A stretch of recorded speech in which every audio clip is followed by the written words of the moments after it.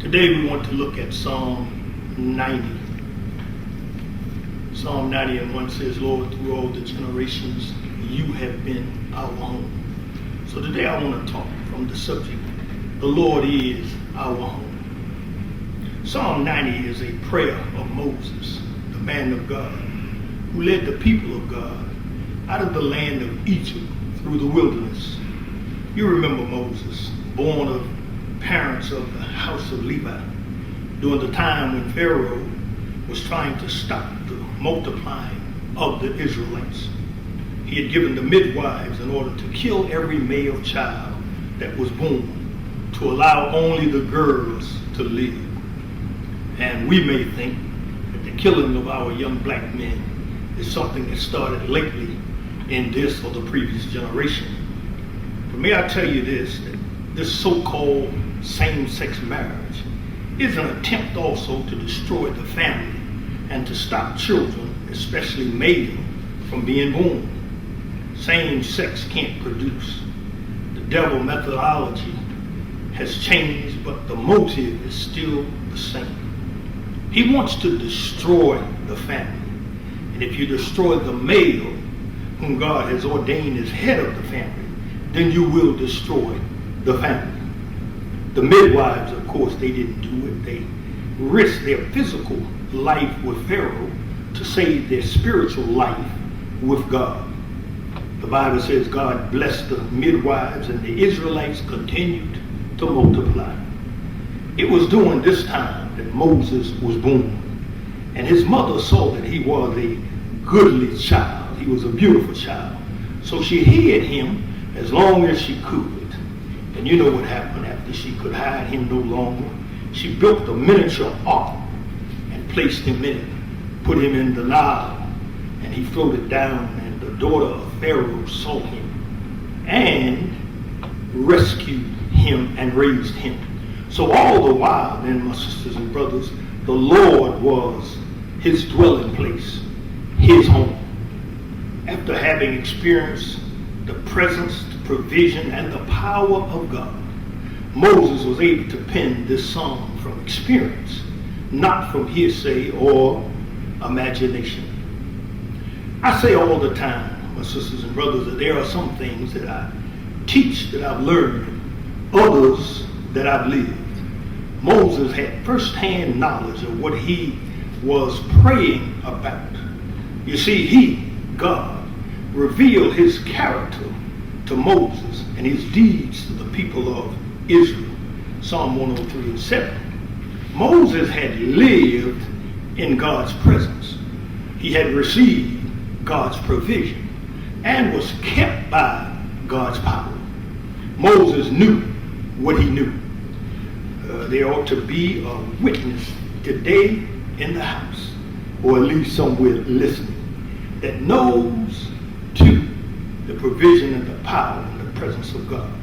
You can't make me doubt him. I know too much about him. Moses was now an old man and a much tried man. But age and experience had taught him that no matter what happened in life, around the changes of life, God remains the same. Jesus Christ the same yesterday, today, and forever. I am the Lord, he said, and I change not. Hebrews 13 and 8 and Malachi 3 and 6. Things do change, but God stays the same. So let me say to you today that are listening, that nothing in this life, nothing under the sun remains the same. The only thing constant is change.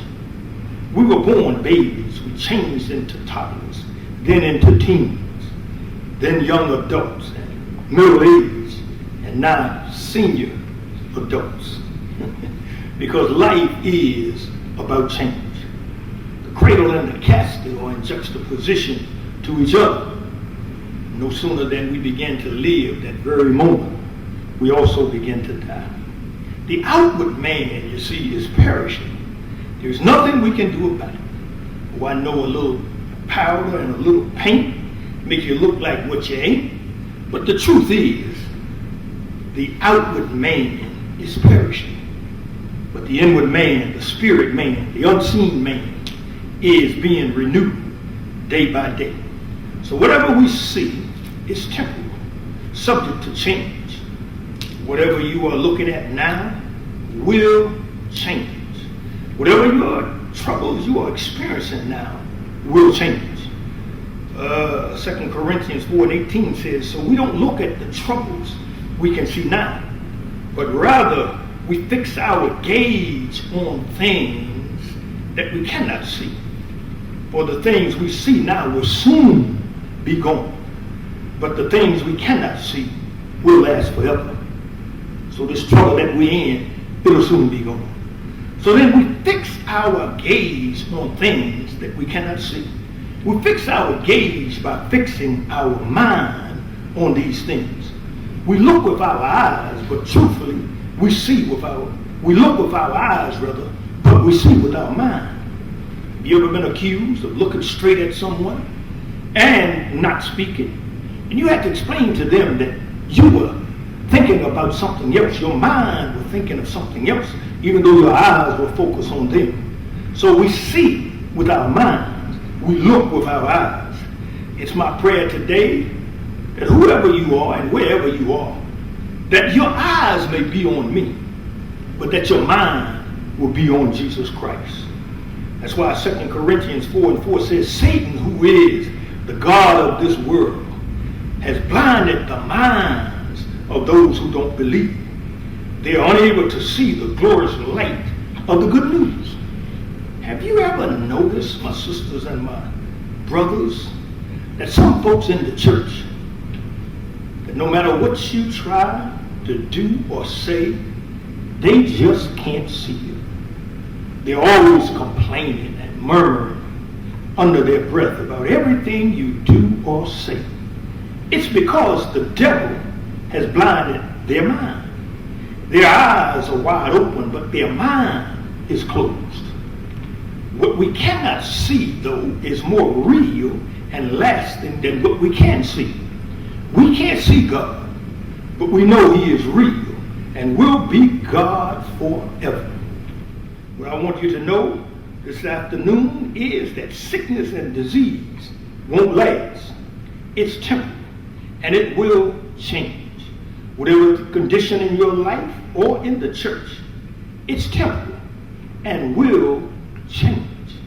My brothers and my sisters, this coronavirus, this deadly disease, it will change. Leadership in D.C., it will change.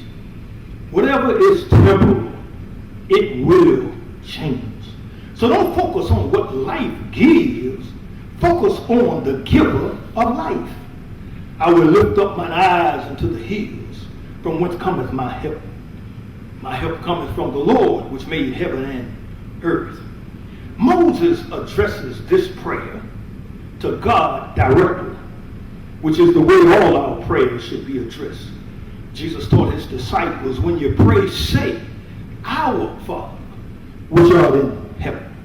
Moses says here, Lord, Adonai, which also translates Master. He addresses God as Master of the universe and Lord of his life. He is Master of ocean, earth, and sky. And at the same time, he's the Lord of my life.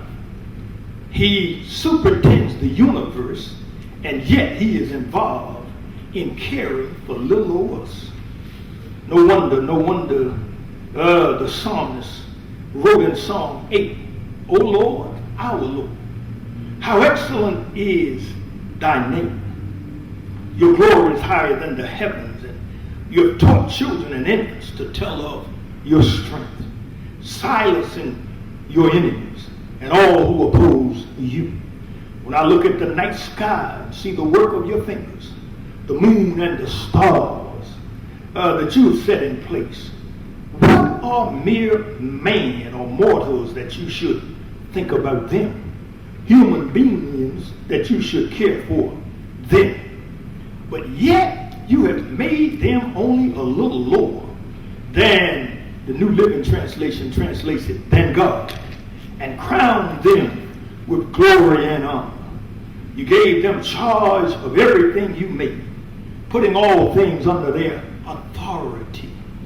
The flocks and the herds and all the wild animals, the birds in the sky, the fish in the sea, and everything that swims the ocean currents. O Lord, our Lord, your majestic name fills the earth.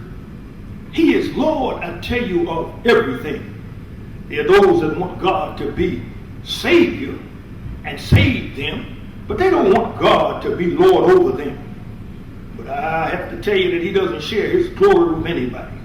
He's either Lord of all, or he's not Lord at all. Moses now, after addressing God as Master and Lord, reflects back on him being so. God didn't start until you being God when he called Moses. They didn't meet him at the Red Sea, nor picked him up in the desert. The Lord has always been their dwelling place.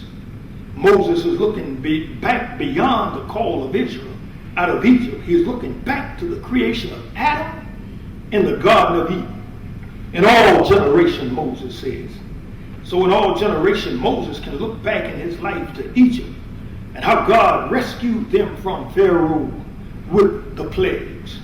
So he was prompted to write in Psalm 91 that if you dwell in the shelter of the Most High, he will rescue you from every trap and protect you from deadly disease.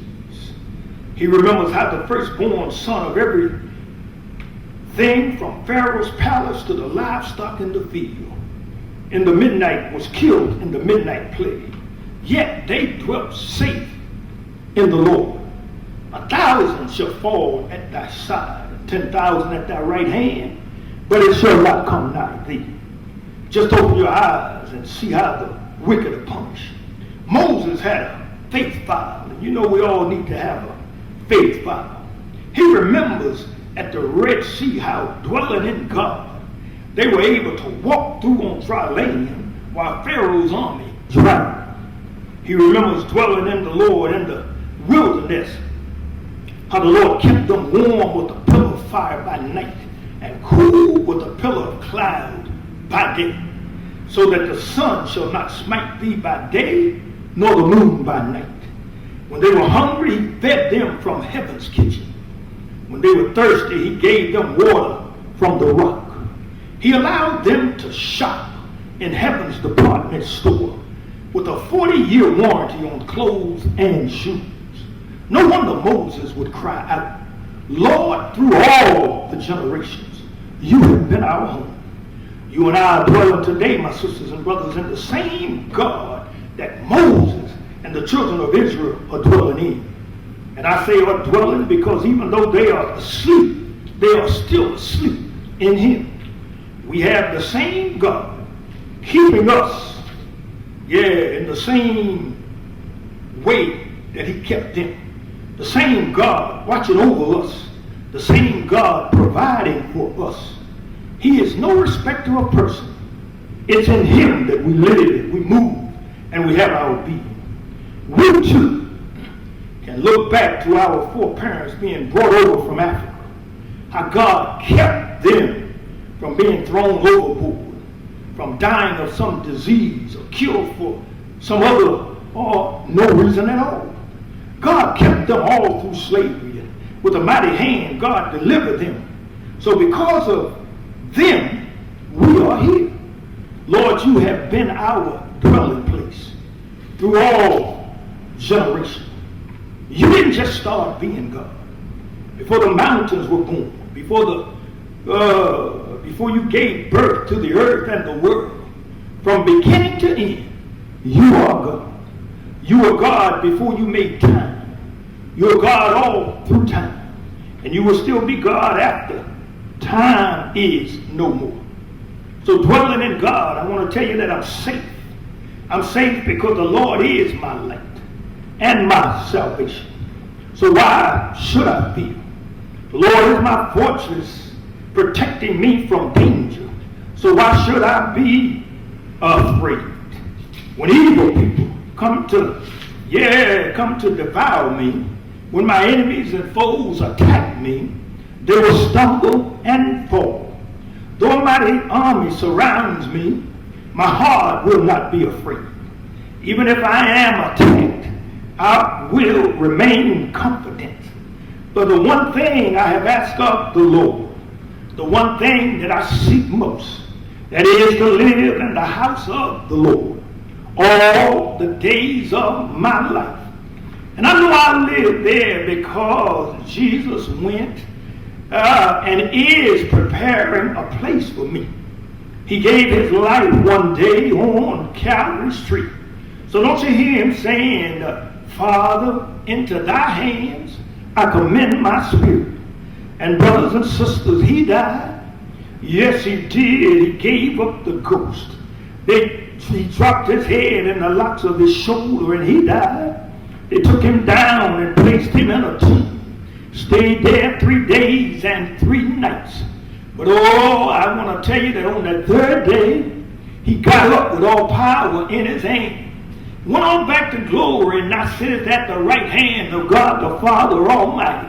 But one of these days, he's coming back for us because our home shall be fully prepared. And he's coming back. Yes, he is. And I want to be ready when he comes. Meanwhile, I'm going to dwell in him because he is our dwelling place. God bless you. God keep you. Stay safe. You are blessed.